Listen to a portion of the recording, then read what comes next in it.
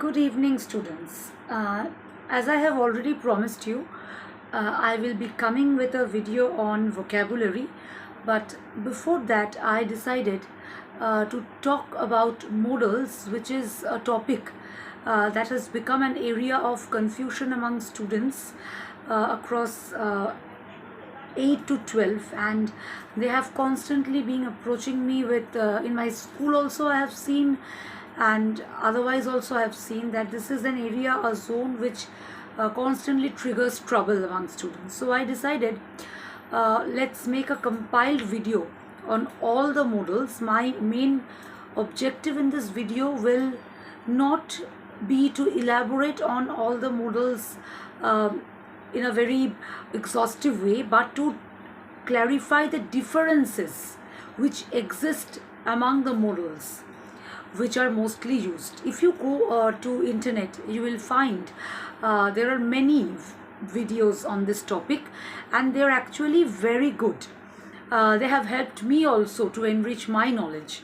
But from the perspective of a student, what I have understood, it is little clumsy to grapple all these videos and find out the gist or the main content in a nutshell. So what I will be trying or attempting through my video is to bring all this content which is spread vastly over internet in a nutshell. So here it goes. Let's see. Number one, as we all know, there are many modals, and modals means the verb which sets the mood of the verb. So it is setting the mood of the verb, right? That is a modal verb. It is not like a normal verb like run, eat, which are action verbs. This is the verb which sets the mood of the sentence, right? So basic modals let's take up and see the differences. For example, first, may. So whenever we have may, the first three things that should strike us is permission, that is seeking permission, right? Then, so may I come in? May I have a glass of water? Number two is possibility. It may rain today. Number three is wish. So may the king prosper. May you live long. These are the three main areas where we use may: permission, possibility, and wish. Now the next one is can. Can is used, as you know, in the case of ability or capacity. I can run fast. It is also used in case of permission. Now the confusion arises that just now you said that may is used for permission. Now again you are saying can is used for permission. Then what is that thin line of difference? That thin line of difference lies in the fact that can is used to seek permission in a more informal way. So if we are talking among friends and I say, can I see your new watch? Then we don't use may, we can just skip to can. But if I am speaking to an elderly person, to a respected person, to my teacher, to my uncle, then I cannot say, can I see your watch? May I have a look at your watch? So that is more formal when it comes in terms of seeking permission. Number three is could. That is the past tense of can. Obviously, as we saw in can, it is denoting ability. In case of could, it is going to denote an ability which is in the past tense. So when I was young, I could run fast. When I was a voracious reader, I could finish one book in 1 week. Next is during narration. So if I am talking in indirect speech, that he said he could finish this work in 1 month. So he said that he could finish his work in 1 month. He promised that he could supply the goods in the scheduled time. So in this kind of situations where we are talking, where we are reporting a speech, we are using could or the past tense of can. Then is a polite request. So in case of a polite request, if you remember the very a very famous movie Tare Zameen Par, there was a scene where Amir Khan is asking for a glass of water, and if you see the subtitle, it was given, "Could I have a glass of water?" So you are asking for something. It's a polite request. So could I have one more drink, please? So you are requesting in a very polite way.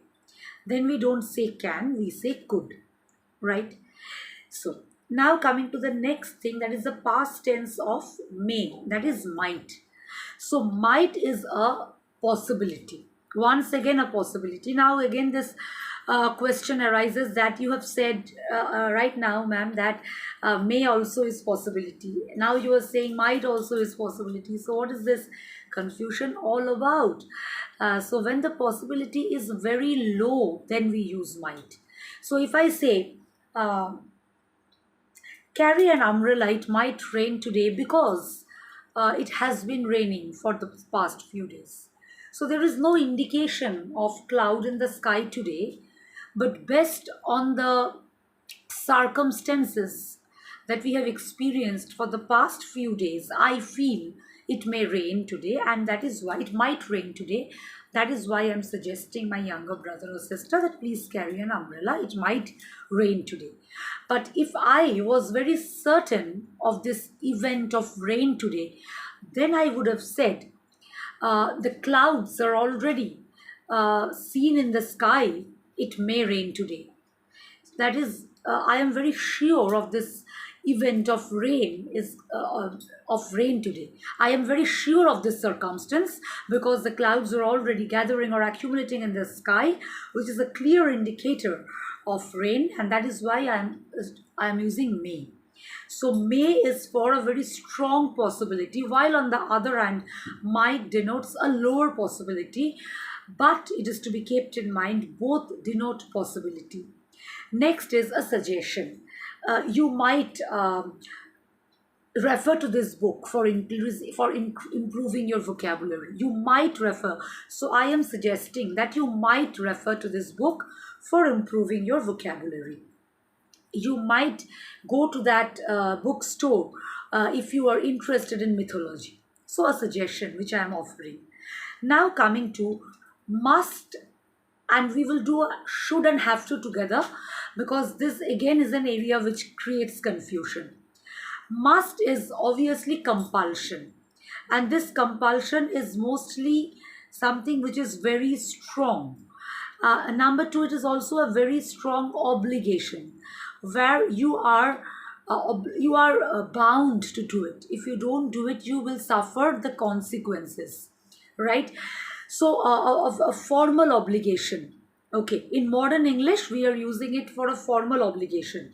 So if I am saying that you must obey the traffic rule, so if you do not obey the traffic rule, what will happen? You will be under legal consequences. So you have to do it. You are bound to do it. That is why must. Now on the other hand, should denotes a moral obligation. So you should respect your parents. You should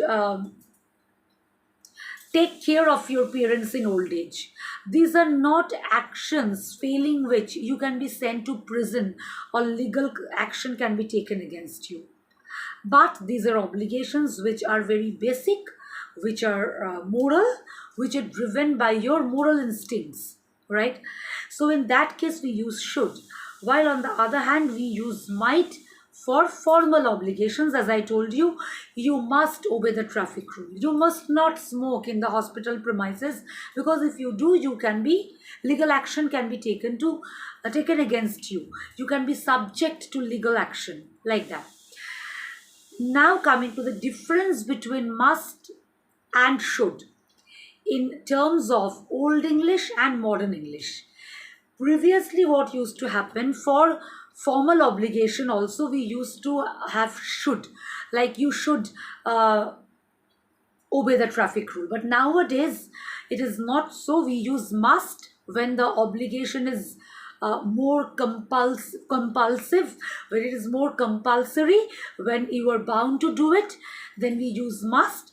And for a milder one, like obeying parents, like taking care of parents, like being not being cruel to animals, by being polite to your peers, we use should. So this is the difference which has come with the evolution of language. But if we read old texts, then we will see that should is used for formal obligation, like as we are using for must, you should obey the traffic rule, you should obey the law. So don't get confused in this case, because language has evolved over time. And this evolution is evident in the usage over newspapers and storybooks, which you have to follow, and you have to conclude, you have to infer how language is evolving, and so is the usage of modals. Now we come to the next part, or the next section, that is, I will deal with will versus would together to eliminate the confusions. So what is will? When do we use will? Now, there is a confusion between will and shall, which I think we should first eliminate before proceeding. Will is used with, sorry for the interruption, there was a knock on the door, very sorry. So, will is used in case of third person for normal future. So here I will introduce two situations to you: normal future and strong future. We are not dealing with American English here. So the English that we are dealing with is British English. So in terms of that, normal future and strong future are two contexts that we need to be aware of. What is normal future? Normal future is something about which I am not much sure, but yes, it is going to take place in futurity. In that term, normal future.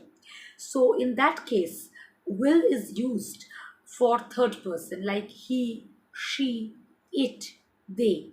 So he will do the work tomorrow. He will reach Hong Kong tomorrow. She will take up the assignment next week. And for I and we, that is first person, we are going to use shall.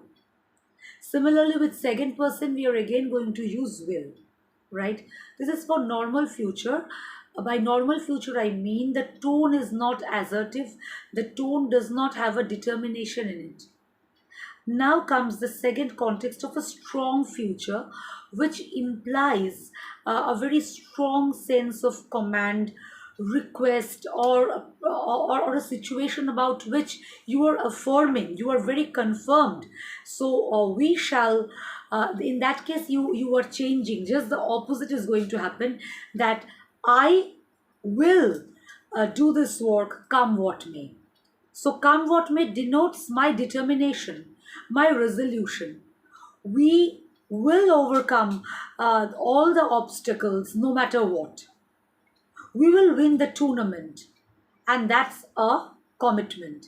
So, in this strong future, the rules are getting exchanged. So, for a normal future, we are using with shall, we are using I and we with shall. But for a strong future, we are using will with I and we. That is the basic difference. Number two, again for normal future, for third person and second person, we have will. But for a strong future, we will be using shall for second and third person. This is again an evolution which has come up, which we need to keep in mind, because even a few years back, this was not what we were practicing. So these are the evolutions which are now tested in exam, and we are not allowed to write something which is obsolete. So we have to know. Now coming to the next part, or the next segment.